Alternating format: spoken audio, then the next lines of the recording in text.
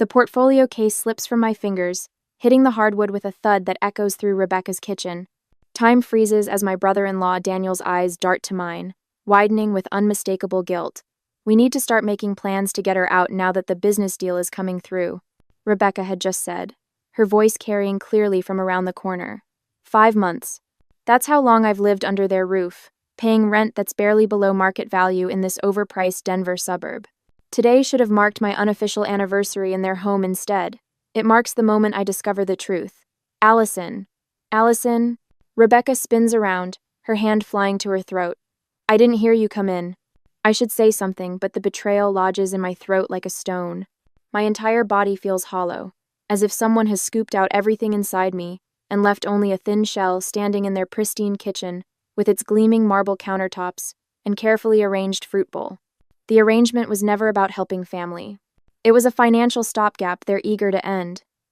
You're home early, Daniel says, taking a small step backward, physically removing himself from whatever confrontation might follow.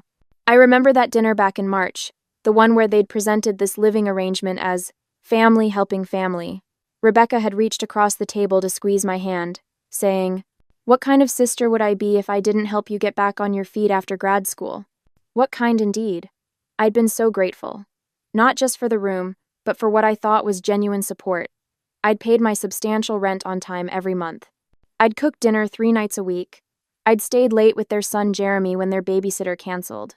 I'd scrubbed bathrooms and vacuumed stairs, and listened to Rebecca complain about clients who didn't appreciate her design expertise. The first warning sign had come last month, when I'd casually mentioned staying through winter. Rebecca's smile had tightened around the edges, her fingers tapping a rapid rhythm against her coffee mug. "Let's not get ahead of ourselves," she'd said. "Now it all makes sense." My hands steady as I bend to retrieve my fallen portfolio. 5 years of design school and a master's degree taught me precision under pressure. I straighten, meeting Rebecca's gaze directly. "I heard everything," I say, my voice calmer than I feel. "Let's talk honestly for once." Rebecca's cheeks flush, but she recovers quickly. We were just discussing future plans for the nursery. Her hand drifts to her stomach, though there's no visible pregnancy yet. "Rebecca." My tone stops her mid-sentence. "I heard you. The business deal came through, so now you don't need my rent money anymore." Daniel takes another step back, physically distancing himself from the conversation. It's what he always does, defer to Rebecca, retreat from conflict, become invisible when things get difficult. They're blood relatives, but in this moment, he might as well be a stranger. Rebecca's embarrassment transforms into righteous indignation, her posture stiffening. "You shouldn't eavesdrop in someone else's home, Allison." "Someone else's home. Not our home. Not your home, too. Someone else's Elyond." The words strike like a physical blow. I've been here 5 months, contributing in every way possible, yet I've always been just a visitor, an intruder, never family, despite the blood we share. "How long do I have?" I ask, clutching my portfolio closer. Inside are the preliminary sketches for the downtown contract that could make my career the one that requires me to be within commuting distance of the city center. "We can discuss details later," Rebecca says, suddenly all business. "We should sit down and work out a timeline that's fair to everyone." Fair. As if anything about this situation has ever been fair. I nod once, turning toward the stairs that lead to my temporary bedroom. Each step feels heavier than the last as the reality sinks in. I'm facing potential homelessness while working on the most important project of my budding career. Behind me, I hear Rebecca's whispered hiss to Daniel. This is exactly why we needed to plan this carefully.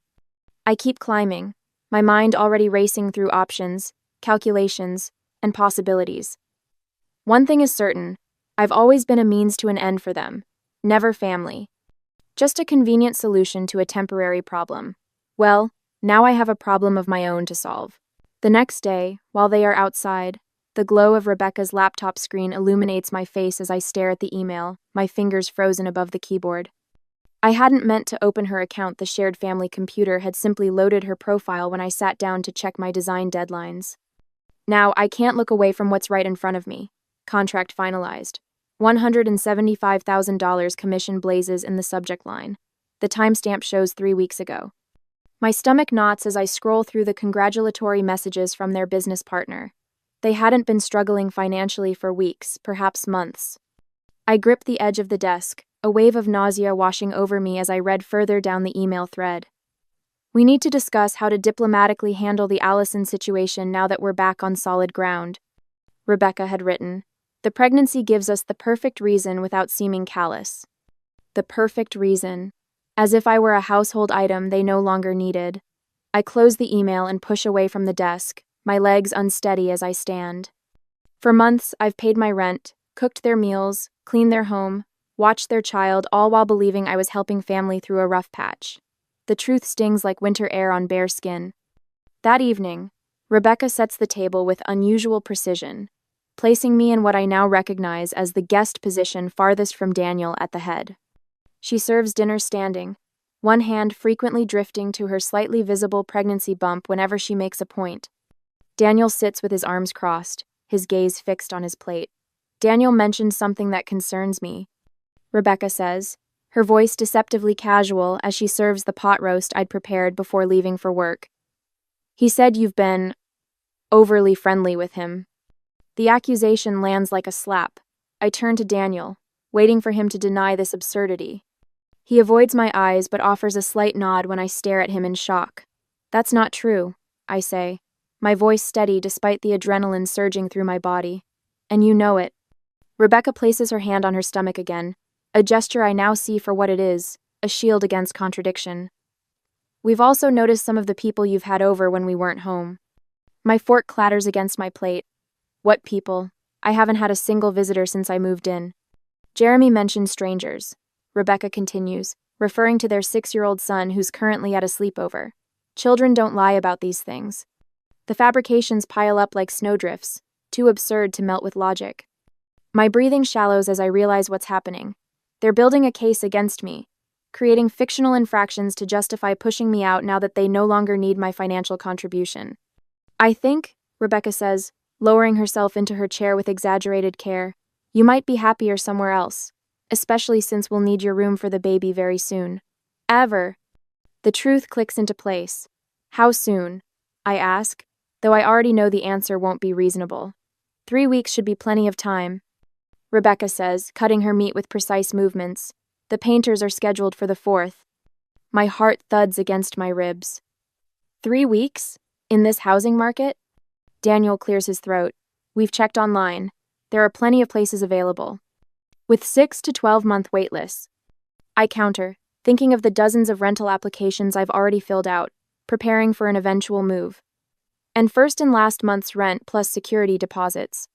Rebecca's smile doesn't reach her eyes. You've been working and living here rent-free for months. Surely you've saved enough. Rent-free? The words nearly choke me. I push back from the table and walk to my room, returning moments later with a folder containing bank statements. I place them in front of Rebecca, pointing to the highlighted monthly transfers. I've paid rent every month on time at the rate you set. Rebecca barely glances at the evidence. We hate to do this, but family comes first. Our growing family needs this space. Family comes first. The irony of her words burns in my chest as I gather the statements. My downtown client expects daily check-ins for the next 3 months. Moving farther away would mean hours of commuting or risking the biggest contract of my career. The false accusations have destroyed any trust between us, but homelessness would destroy everything I've worked for. As I return to my room that night, clutching financial records that prove my reliability, a question haunts me. Should I confront their lies head-on and risk immediate eviction, or quietly plan my exit while protecting my career? Standing up for truth might feel righteous, but homelessness would destroy everything I've worked for. What would you do when principles and practicality collide? I carefully slide the bank statements back into their folder, my mind churning with limited options and the bitter taste of betrayal. Rebecca doesn't waste a day. The next day, my phone buzzed with 3 separate calls from aunts and cousins before I even had my morning coffee. How could you leave your sister when she's expecting? How could you leave your sister? Aunt Margie's voice carries the weight of familial judgment. Rebecca told us you found a place closer to work. I thought family meant more to you. I gripped the phone tighter, staring out the kitchen window at Rebecca watering her petunias. She catches my eye and waves, the picture of innocence. It's not quite that simple, I say, But Aunt Margie has already launched into a lecture about sisterly obligations that stretches back to the Eisenhower administration. When I return from work that evening, 4 cardboard boxes sit stacked in the middle of my room. My design materials, carefully organized in portfolios, have been crammed inside, corners bent, and pages crinkled. My fabric samples are mixed with bathroom toiletries. "I started packing for you," Rebecca says, leaning against the doorframe. Her hand rests on her barely visible bump, just being helpful. I notice the small tear in the corner of my presentation board for tomorrow's client meeting. The damage is subtle but unmistakable. "Oh, did that get damaged?" Rebecca's voice carries artificial concern. Moving is always so chaotic. The next morning, I wake to a notification on my phone. Unable to connect to Wi-Fi. I try the password, nothing. After 3 failed attempts, I knock on their bedroom door. Daniel answers in his bathrobe, avoiding my eyes. "Changed the password yesterday. Security concerns.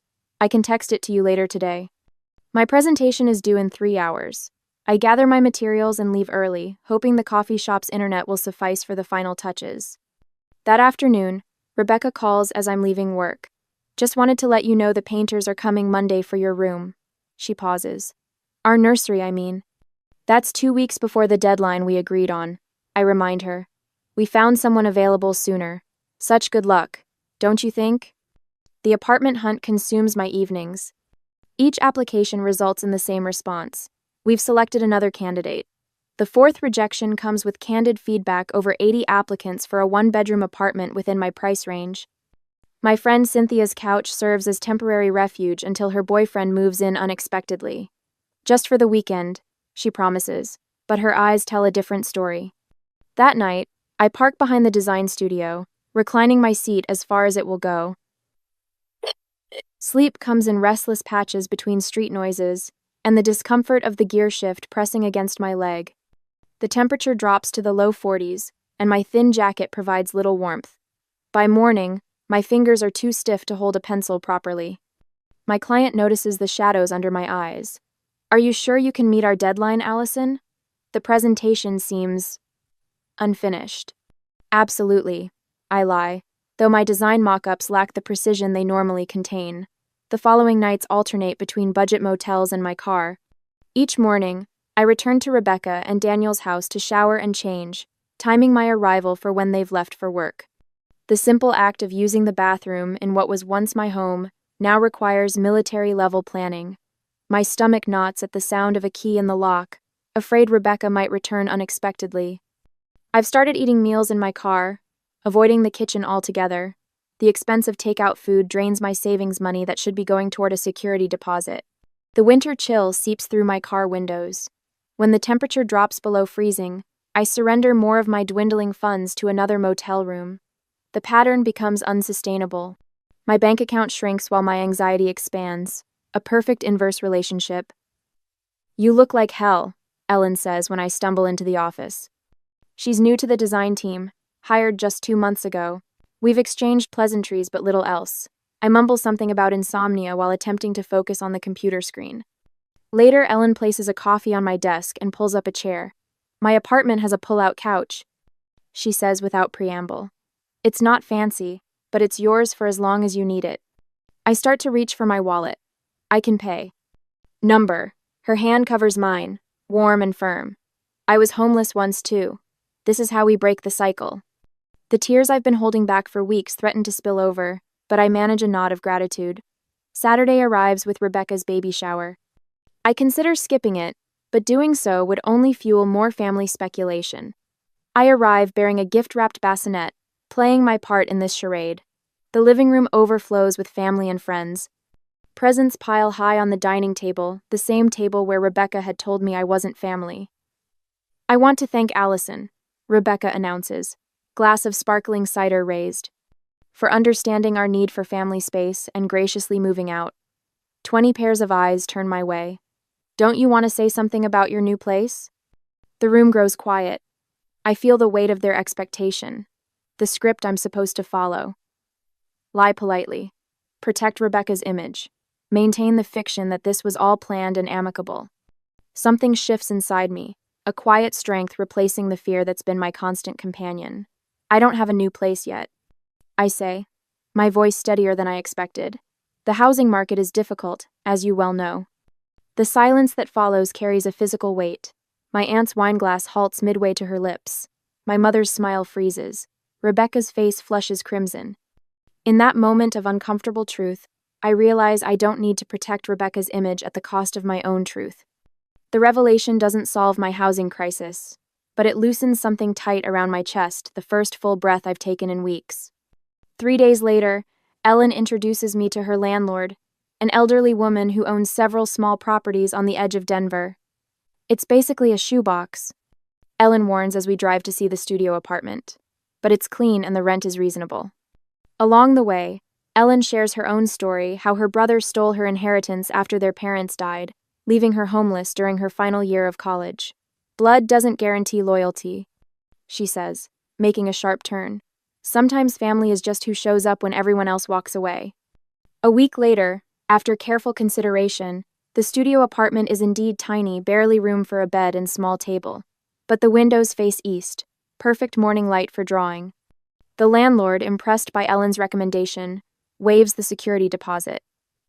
You can move in tomorrow, she says, handing me the keys. First month's rent due next week. That evening, Ellen's friends arrive with housewarming gifts, a futon from someone's guest room, mismatched dishes, a small desk rescued from a corporate office renovation. By midnight, the tiny space resembles a home. My home. I hang my single print, a vintage Denver skyline, on the wall above the desk. It's not much, but it's mine. Each night, I document every interaction with Rebecca and Daniel, every false accusation, every small cruelty. The record grows, a chronicle of truth. 13 months later, the phone rings. Rebecca's number flashes on the screen, the first contact since I moved out. I stare at it, remembering the girl who slept in her car, afraid and alone. That girl no longer exists. I answer the call. Hello, Rebecca. Allison. Her voice lacks its usual confidence. How are you? I'm doing well, working on a new restaurant design. I keep my tone neutral, neither friendly nor cold, professional. The line goes quiet for several seconds. That's good. Another pause. I wasn't sure you'd answer. I wait, saying nothing. The space between us fills with unspoken history. We've hit a rough patch. Rebecca finally continues, her composed facade cracking. The business collapsed. The house. We lost the house last month. My fingers tighten around the phone. For a moment, I remember sitting in my car in February, the windows fogging with my breath as I tried to sleep, my toes numb with cold. Where are you staying now? I ask, my voice steady. We're in a motel. Rebecca's voice breaks. Just temporarily. The kids. She stops, composes herself. We have 2 now, Jeremy and little Sophia. She's 4 months old. I jot down notes on my sketch pad. 2 children, no home, business failed. I approach this conversation like a design problem. Assess the situation, identify resources, determine options. How long can you stay at the motel? I ask. 3 more days. Maybe 5 if Daniel picks up some extra work. Her voice grows desperate as I remain measured rather than immediately offering help. We've applied for apartments, but with the business bankruptcy on our record. I nod, though she can't see me. The Denver housing market hasn't become any more forgiving in the past year. The children shouldn't suffer for adult problems, Rebecca says, her voice taking on a familiar, persuasive tone. They're innocent in all this. The statement hits me like a physical blow. I close my eyes and see myself curled up in the back seat of my Honda, shivering under a thin blanket, the January wind whistling through a window that wouldn't fully close. I had been innocent too. I understand children shouldn't suffer, I reply evenly. No one should. Look, I know things weren't perfect when you lived with us. Rebecca continues. We weren't at our best back then, but it wasn't that serious. Everyone goes through rough patches. Wasn't that serious? The dismissal solidifies something in me. I remember the boxes of my belongings stacked haphazardly in the hallway, design materials damaged beyond repair. I remember Daniel changing the Wi-Fi password without telling me, claiming security concerns when I needed to submit client work. Rebecca? I say carefully. What exactly are you asking me for?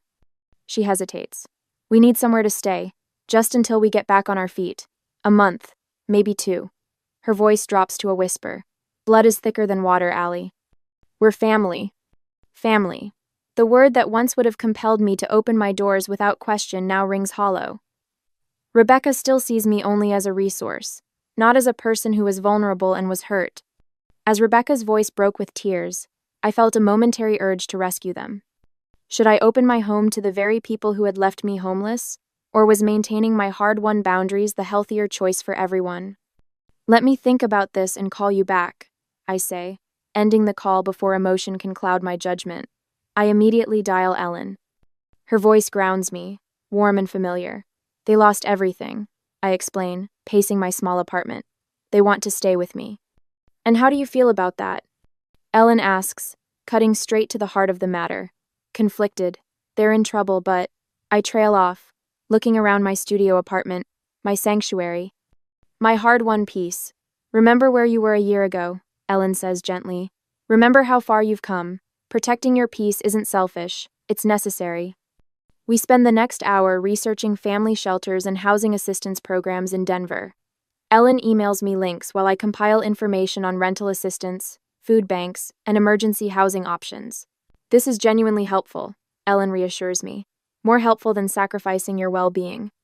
By midnight, I've created a comprehensive document of resources.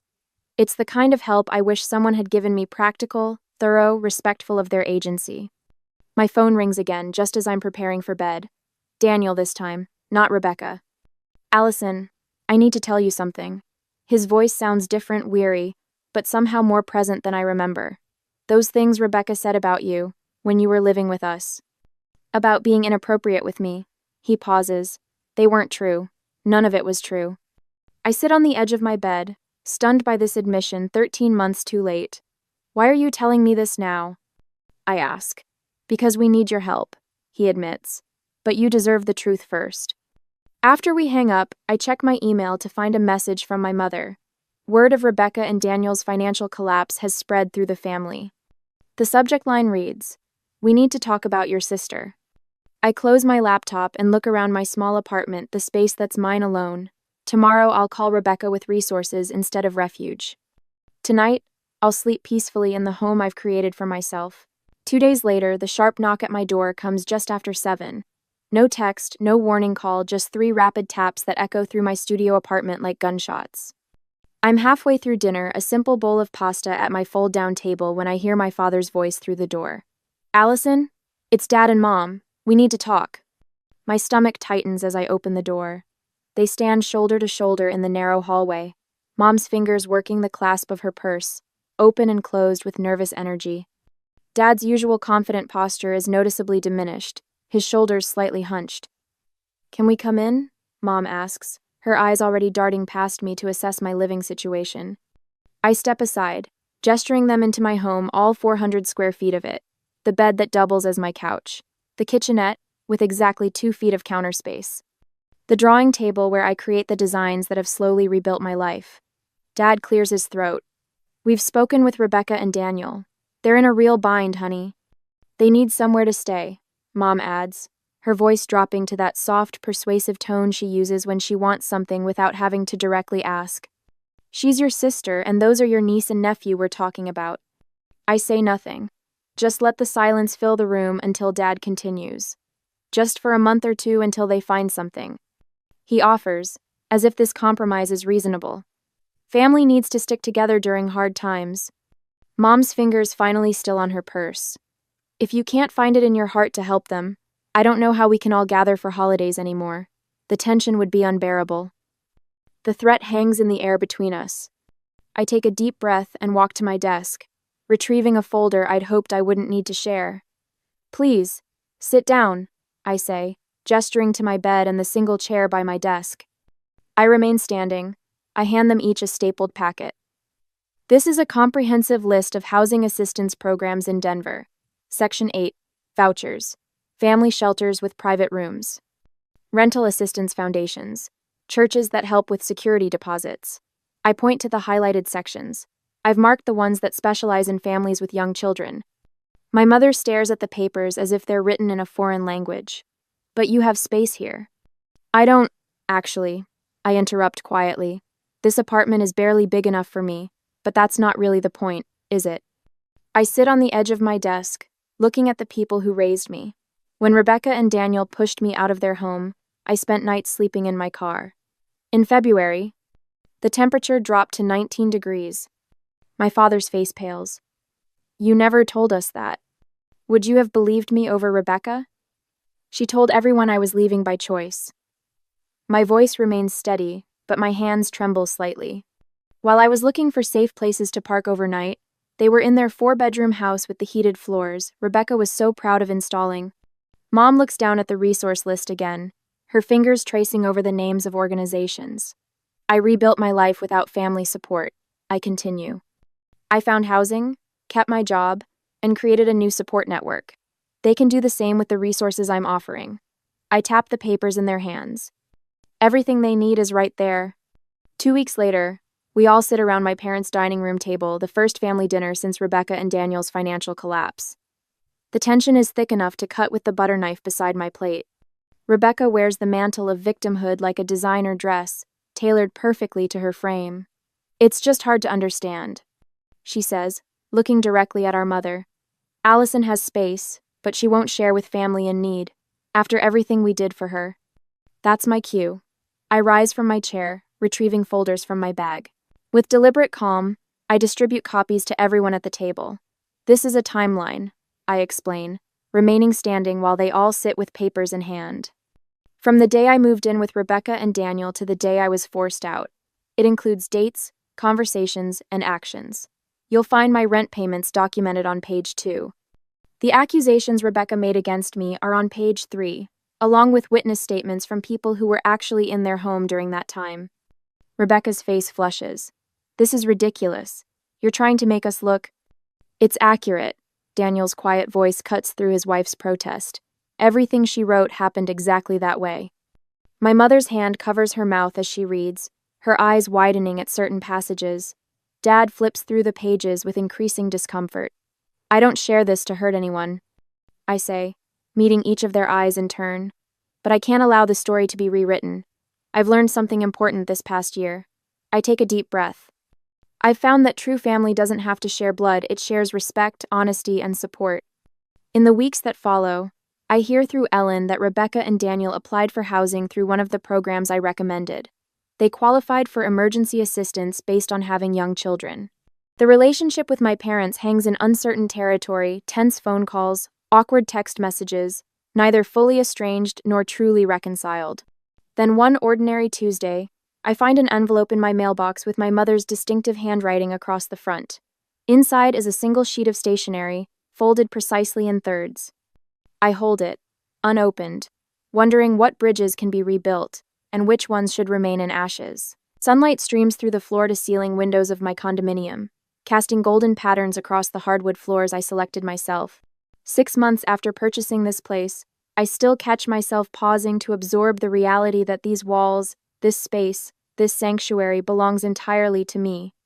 The nameplate on my desk catches the light. Allison Hartwell Designs, Building Beauty from Blank Slates. I run my fingers across the engraved letters, remembering sleeping in my car, wondering if my career would survive. Now my downtown office sits just 10 minutes away, and my client list grows monthly. Throughout the condo, framed photos tell the story of my chosen family. Ellen laughing during our hiking trip to Boulder, our impromptu Thanksgiving dinner when 4 of us crammed around my tiny table. The day my design for the Westbrook Hotel lobby was unveiled, with Ellen and our friends cheering in the background. Not a single photo shows Rebecca or Daniel. I adjust the last centerpiece as the doorbell rings. My first real housewarming party. Not in someone else's home, not in a cramped studio apartment, but in a space I designed to reflect every aspect of who I've become. This place is absolutely gorgeous, Ellen says, stepping inside with a bottle of champagne. Others follow colleagues, friends, neighbors, all people who showed up when it mattered. You've created something spectacular here. The afternoon unfolds with laughter and conversation flowing as freely as the wine. So different from those tense dinners at Rebecca and Daniel's, where I constantly calculated how to appear grateful enough, helpful enough, invisible enough. A toast, calls out Jackson from the design firm. To Allison and her incredible new home. Glasses rise, but Ellen steps forward. If I may, she says, her voice softening, I want to toast something beyond these beautiful walls. She turns to face me directly. To Allison's resilience. When I met you, you were sleeping in your car and still showing up to work with brilliant designs. You never broke, never compromised your integrity, never stopped believing in your worth. My eyes dampen as Ellen continues. You taught me that family isn't defined by blood but by loyalty and truth. You've built more than a home here. You've built a life that honors who you truly are. The words sink into my chest, warming places that once felt permanently frozen. Later, after the last guest leaves, my phone buzzes with a text from my mother, confirming our coffee meeting tomorrow. We've been carefully rebuilding our relationship, one conversation at a time. The cafe we meet at sits halfway between our homes' neutral territory. My mother arrives first, already nursing a cup of tea, the timeline document I created over a year ago spread on the table before her. The edges are worn, the creases deep from repeated folding and unfolding. I read it again last night, she says without preamble. I think I understand a little more each time. I order my coffee and sit across from her. Understanding is all I ever wanted. I should have seen it sooner. She admits, carefully refolding the document. Your father and I were so conditioned to believe Rebecca's version of events. She was always so convincing. We talk for nearly an hour, the conversation easier than it's been in months. As we prepare to leave, she mentions Thanksgiving, still 3 months away. We'd love to have you, of course, she says. And Ellen too, if she'd like to come. Any of your friends, really. The house gets too quiet with just your father and me. The invitation sits between us, not a demand, not an obligation, but a genuine opening. Driving home, I pass Rebecca and Daniel's old house. A young couple lives there now with a toddler who rides his tricycle on the same driveway where I once unloaded groceries, believing I belonged. I feel no pull, no longing, no pain, just the peaceful acknowledgement of a closed chapter. As I drive past what was once a place of such betrayal, I wonder whether healing means rebuilding broken relationships, or simply making peace with their absence in our lives. Sometimes the strongest family ties are the ones we create ourselves. What would you choose?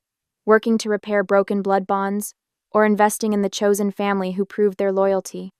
I turn onto my street, toward my home, toward my foundation. Either way, the choice is finally, completely mine.